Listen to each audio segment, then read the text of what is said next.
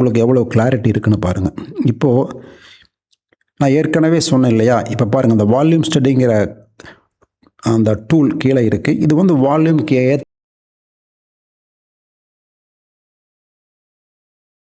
வணக்கம். நம்ம இன்றைக்கி ஒரு சூப்பரான டாப்பிக்கில் சந்திக்கிறோம். இன்றைக்கி நம்ம பார்க்க போகிறது ஒரு டெக்னிக்கல் அனாலிசிஸ். பொதுவாக நம்ம ஸ்டாக் வாங்குறதுக்கு முன்னாடி என்ன பண்ணுறோம் அப்படின்னா, ஃபண்டமெண்டல் அனாலிசிஸ் ஃபுல்லாக பார்த்துட்றோம். டெக்னிக்கல் பார்க்குறது இல்லை. ஃபண்டமெண்டல் அனாலிசிஸ் வந்து நமக்கு எந்த ஸ்டாக் வாங்கலாம்னு சொல்லும். பட் எப்போ வாங்கலாங்கிறது வந்து நமக்கு டெக்னிக்கலாக நம்ம சவுண்டாக இருந்தால் தான் நமக்கு தெரியும்.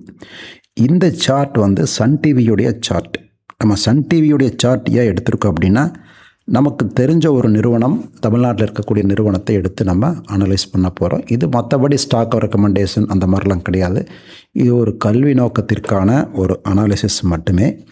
இப்போது இந்த சார்ட்டில் நமக்கு 2008 இருந்து இருக்குது. 2008 2020 வரைக்கும் இருக்குது. நம்ம 2026 வரைக்கும் கொண்டுட்டு வர்றதுக்கு இங்கே இடம் இல்லை. அதனால் நம்ம 2020 வரைக்கும் பார்க்கலாம். ஹிஸ்ட்ரி மறுபடியும் ரிப்பீட் ஆகத்தானே போகுது.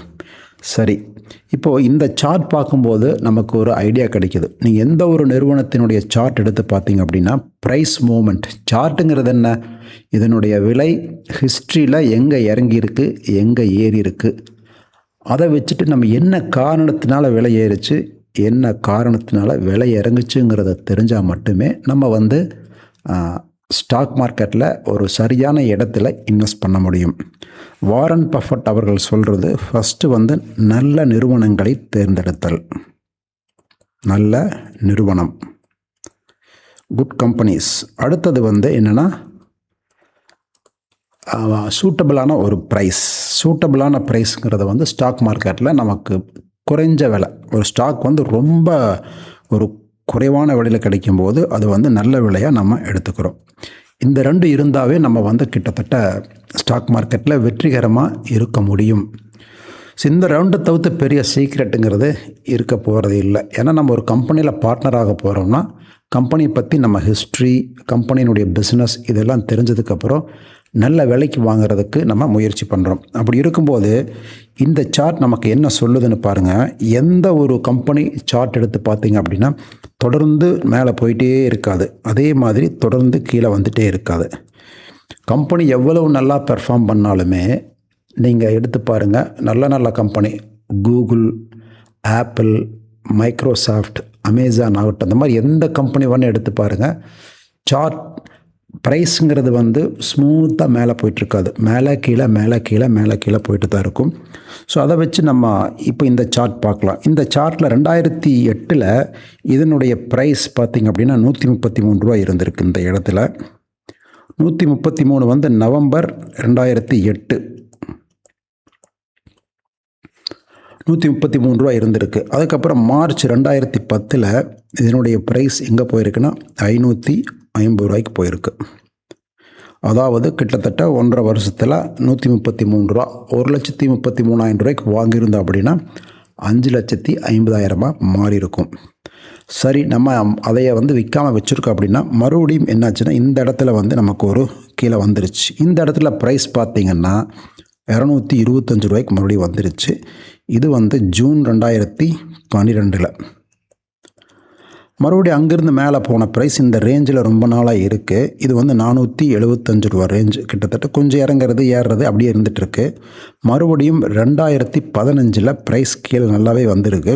இதனுடைய ப்ரைஸ் பார்த்திங்க அப்படின்னா 260 ரூபாய்க்கு வந்திருக்கு.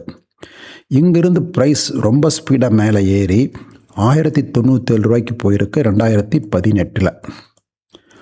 அதற்கப்புறம் ப்ரைஸ் 2019 475 ரூபாய்க்கு வந்துட்டு 2020 பார்த்திங்க அப்படின்னா 270 ரூபாய்க்கு வந்துருச்சு ப்ரைஸ். அதாவது கொரோனா பேண்டமிக் டைமில். ஸோ இதிலிருந்து என்ன தெரியுது பாருங்கள், நம்ம வந்து சரியான விலையில் வாங்கலைன்னா ஏதோ ஒரு இடத்துல மாட்டிக்குவோம். இப்போது நீங்கள் வந்து கோயம்புத்தூரில் இருந்து கிளம்பக்கூடிய ஒரு ட்ரெயினில் ஏறுறீங்க. அந்த ட்ரெயின் வந்து நமக்கு கோயம்புத்தூர் சென்னை போகிற ட்ரெயின் வச்சுக்கலாம். சென்னை போகுது. இப்போ இந்த ட்ரெயினில் வந்து நம்ம கோயம்புத்தூரில் ஏறிடுறோம். அடுத்தது திருப்பூர், அடுத்தது ஈரோடு, அடுத்தது சேலம். எங்கே நிற்குதோ அங்கே தான் நம்ம ட்ரெயினில் ஏறுவோம். அதை விட்டுட்டு கோயம்புத்தூரில் ஏறாமல் சோமனூர், அங்கே வந்து நம்ம நிற்காமல் போகிற ட்ரெயினில் ஏற முயற்சி பண்ணுறதோ, திருப்பூரில் ஏறாமல் ஊத்துக்குளியில் நிற்காமல் போகிற ட்ரெயினில் ஏற முயற்சி பண்ணுறதோ, ஈரோட்டில் ஏறாமல் சங்ககிரியில் நிற்காமல் போகிற ட்ரெயினில் ஏற முயற்சி பண்ணுறதோ வந்து ஆக்சிடெண்ட் ஆகிறதுக்கு வாய்ப்பு அதிகம். எங்கே நிற்குதோ அந்த இடத்துல வந்து நம்ம ஏறதுக்கு முயற்சி பண்ணுறோம். ஸ்டாக் மார்க்கெட்டை பொறுத்த வரைக்குமே நமக்கு நல்ல நிறுவனமாக இருந்தாலுமே, எப்படி நல்ல ட்ரெயினாக இருந்தாலுமே அதனுடைய ஸ்டாப்பில் தான் நம்ம ஏறுறோமோ, நல்ல நிறுவனமாக இருந்தாலுமே அதனுடைய ஒரு சூட்டபிளான ப்ரைஸ் அங்கே தான் நம்ம வாங்குறதுக்கு முயற்சி பண்ணால் நம்ம ஒரு நல்ல இன்வெஸ்டராக இருக்கிறதுக்கு வாய்ப்பு. ஸோ இந்த இடம் வந்து நம்ம கோயம்புத்தூர்னு எடுத்துக்கலாம். ஸோ இந்த இடத்துல நம்ம ஏறி இருந்திருக்கலாம், அல்லது திருப்பூர் இந்த இடத்துல நம்ம வந்து ஏறி இருந்திருக்கலாம், அல்லது ஈரோடு இந்த இடத்துல நம்ம ஏறி இருந்திருக்கலாம், அல்லது இந்த இடம் சேலம். ஸோ இந்த மாதிரி இடங்களில் வந்து நம்ம ஏறுறதுக்கு முயற்சி பண்ணோம் அப்படின்னா, அதாவது வாங்குறதுக்கு முயற்சி பண்ணோம் அப்படின்னா நமக்கு வெற்றிகரமாக இருந்திருக்கும் இல்லையா?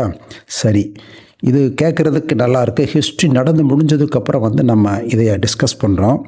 பார்க்கும்போது இதுதான் பாட்டம், இதுதான் டாப் அப்படிங்கிறது நமக்கு நல்லபடியாக தெரியுது. இதை எப்படி நம்ம ஐடென்டிஃபை பண்ணுறது? மார்க்கெட் நடக்கும்போது இதுதான் முக்கியம். இப்போது நீங்கள் இந்த இடத்துல 550 ரூபாய்க்கு வாங்கியிருக்கிறீங்கன்னு வச்சுக்கலாம். நீங்கள் வந்து முடிவு பண்ணியிருக்கிறீங்க இந்த ஸ்டாக் நல்லாயிருக்கு அப்படின்ட்டு. 550 ரூபாய்க்கு வந்து நீங்கள் 2010 வாங்கிட்டீங்க, நல்ல ஸ்டாக்னு சொல்லி வாங்கிட்டீங்க. அதற்கப்புறம் அந்த 550 நீங்கள் வாங்கின ப்ரைஸ் எப்போ வந்திருக்குன்னு பாருங்கள். 2016க்கு தான் அந்த ப்ரைஸே வந்திருக்கும். அப்போது கிட்டத்தட்ட 6 வருடங்கள் கழித்து தான் நம்ம வாங்கின இடத்துக்கே வந்திருக்கு. அப்போ நம்ம ஒரு அமௌண்ட் 550 ரூபாய்க்கு 1000 ஷேர் வாங்கியிருந்தோன்னா 5,50,000 ரூபா. 5,50,000 நம்ம போட்ட அமௌண்ட்டுக்கு அசலுக்கு வர்றதுக்கே 6 வருடங்கள் ஆயிருக்கு. இது வந்து தவறான ஒரு இடத்துல வாங்கினதனுடைய விளைவு. நல்லா யோசிச்சுக்குங்க. நம்ம ஒரு 20 கம்பெனி ஸ்டாக் வாங்குகிறோம் அப்படின்னா 20 கம்பெனியில் வந்து வாங்கின லாஸாக இருக்கிறோம் அப்படின்னா என்ன காரணமாக இருக்குன்னா, நிறுவனங்கள் வந்து இல்லாமல் போகிறது கிடையாது. நம்ம தவறான இடத்துல வாங்குறங்காட்டி தான் நமக்கு வந்து லாஸுங்கிறது இருக்கிறதுக்கு வாய்ப்பு அதிகமாக இருக்கும். அதனால் நம்ம எப்போவுமே கரெக்டான இடத்துல வாங்குறதுங்கிறது ரொம்ப முக்கியம். சரி, அப்படி இருக்கும்போது இது எப்படி நம்ம ஓரளவுக்கு பாட்டம் ரேஞ்ச், இதுதான் ஒரு சேஃப் ஜோனாக இருக்குங்கிறத கண்டுபிடிக்கலான்னா, நமக்கு டேட்டாஸ் வந்து எப்பவுமே அவைலபிளாக இருந்துகிட்டே இருக்கும். எப்படி ஒரு கார் இயங்கிறதுக்கு நமக்கு வந்து ஃபியூவல், பெட்ரோல், டீசல், எலக்ட்ரிசிட்டி முக்கியமோ, அதே மாதிரி ஸ்டாக் மார்க்கெட்டில் ப்ரைஸ் மூவ் ஆகிறதுக்கு வால்யூம்ங்கிறது ரொம்ப ரொம்ப முக்கியம். நீங்கள் ப்ரைஸ் மேலே போகிறதுக்கும் வால்யூம் வேணும், ப்ரைஸ் கீழே வர்றதுக்கும் வால்யூம் வேணும். ஸோ வால்யூம்ங்கிற ஒரு ஃபியூவல் தான் ப்ரைஸை நகர்த்தி மேலே கொண்டுட்டு போகுது. நிறைய பேர் பை பண்ணாங்கன்னா ப்ரைஸ் மேலே போகும், நிறையா பேர் செல் பண்ணாங்கன்னா ப்ரைஸ் கீழே வரும். நம்ம டெய்லி வால்யூம் வந்து குறிப்பிட்ட ஸ்டாக்குக்கு என்ன நடக்குது அப்படிங்கிறத நம்ம என்எஸ்சி வெப்சைட்டில் டெய்லியுமே பார்க்க முடியும். நீங்கள் குறிப்பிட்டு இப்போ சன் டிவியே நீங்கள் ஃபாலோ பண்ணிகிட்ருக்கீங்க அப்படின்னா தினசரி வால்யூம் பார்த்துட்டே வந்தீங்கன்னா ஏற்ற இறக்கங்களை கண்டுபிடிக்க முடியும். ஸோ அதன் அடிப்படையில் வந்து நம்ம ஏன் வால்யூம் இறங்கிட்டே வருது, எந்த இடத்துல மறுபடியும் வந்து வால்யூம் ஸ்டார்ட் ஆகுது அப்படிங்கிறது நமக்கு தெரியணும். தெரிஞ்சதுன்னா அந்த மொமெண்டம் கூட நம்ம ஜாயின் பண்ணுற முயற்சி பண்ணுறோம். அதை விட்டுட்டு நம்ம இடையில, அதாவது மூவிங் ஆவரேஜ் யூஸ் பண்ணுறது, மேலே போனதுக்கப்புறம் கம்ஃபர்டபுளாக இருக்குன்னு வாங்குறது, இதெல்லாம் வந்து நமக்கு ஒரு சேஃபர் ஜோனை கொடுக்கறதுக்கு வாய்ப்பு இல்லை. அப்படி இருக்கும்போது இது எப்படி நம்ம ஐடென்டிஃபை பண்ணலான்னா, அதுக்கு தான் வால்யூம் ஸ்டடிங்கிற ஒரு கான்செப்ட் வந்து நான் சொல்லி கொடுத்துட்ருக்கிற அந்த கான்செப்ட் ஒரு சூப்பரான கான்செப்ட். ஸோ அதன் அடிப்படையில் வந்து நமக்கு வந்து இது வந்து அக்யூரேட்டாக இங்கே வாங்கலாம் அப்படிங்கிறதெல்லாம் இல்லை, நமக்கு ஐடென்டிஃபை பண்ணலாம். இந்த ஏரியா வந்திருக்கு, இந்த இடத்துல வந்து நம்ம கொஞ்சம் கவனமாக இருக்கணும்.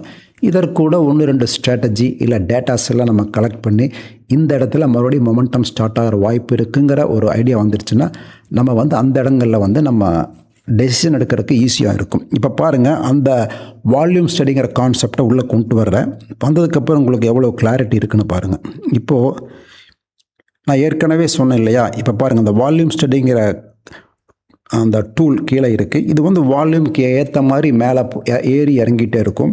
ஸோ இந்த இடத்துல 2008 பார்த்திங்க அப்படின்னா நமக்கு வந்து இந்த இடத்துல வால்யூம் ஆரம்பிச்சிது. இதுதான் மொமெண்டம் ஆரம்பிக்கிற இடம். இங்கே மேலே வந்து மறுபடியும் கீழே போயிடுச்சு. மறுபடியும் பார்த்திங்கன்னா இந்த இடத்துல வால்யூம் சுத்தமாக இல்லாமல் இருக்குது. இது வந்து 225 ரூபா இருந்த இடம், இது 133 ரூபா இருந்த இடம். அதற்கப்புறம் 475 ரூபா ரேஞ்சில் ரொம்ப நாள் இருந்திருக்கு.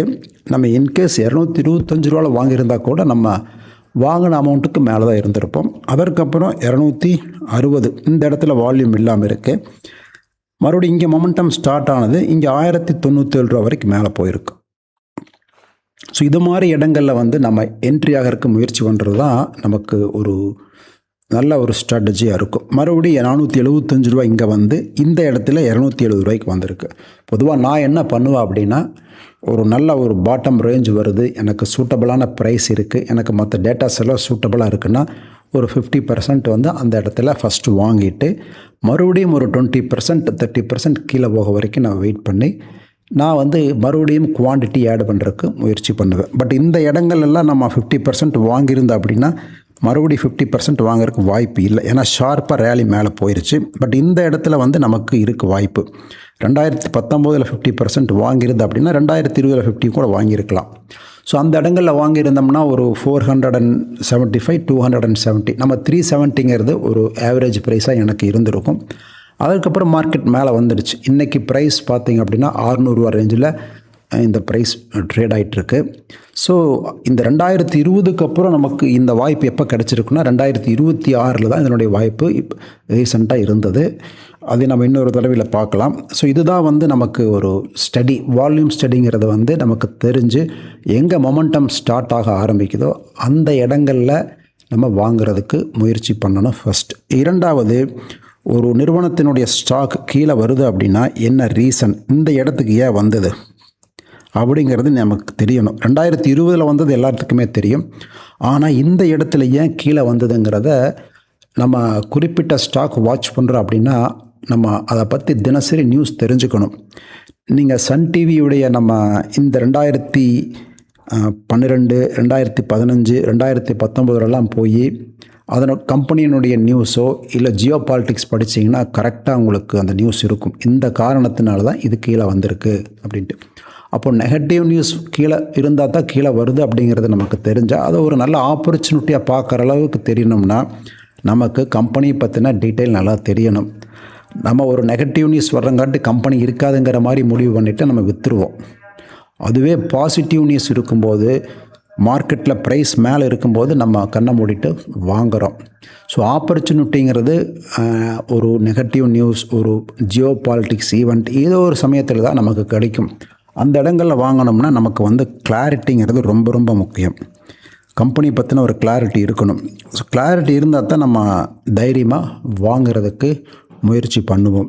ஸோ இந்த மாதிரி நம்ம ஒரு தெளிவான ஒரு ஸ்ட்ராட்டஜி வச்சுட்டு நம்ம நல்ல ஸ்டாக்கில் செலக்ட் பண்ணி நம்ம வந்து தொடர்ந்து வாய்ப்பு வரும்போது நம்ம வாங்கிறதுக்கு முயற்சி அப்படிங்கிறத பண்ணணும் அப்படின்னா இது வந்து ஒரு நல்ல ஸ்ட்ராட்டஜியாக இருக்கும். ஸோ இந்த தகவல் உங்களுக்கு நல்ல உபயோகமாக இருந்திருக்கும்னு நினைக்கிறேன். மீண்டும் ஒரு நல்ல தலைப்பிலே சந்திப்போம். நன்றி.